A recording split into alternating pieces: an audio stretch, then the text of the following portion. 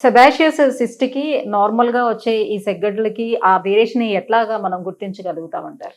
మామూలుగా ఈ sebaceous cyst అనేది పెయిన్‌లెస్ ఉంటది.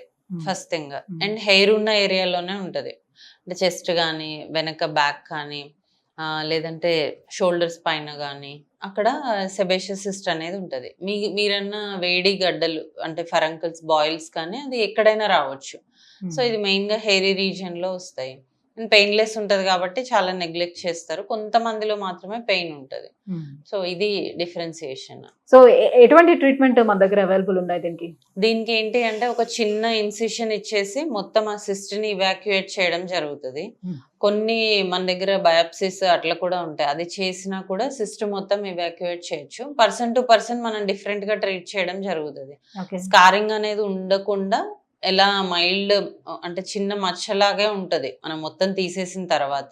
హ్మ్. అలా ఉండేలాగే చేస్తాము. అంటే ఎక్కువ మానిపోయిన తర్వాత కూడా మచ్చ అలానే ఉంటుందా? చాలా వెరీ మైన్యూట్.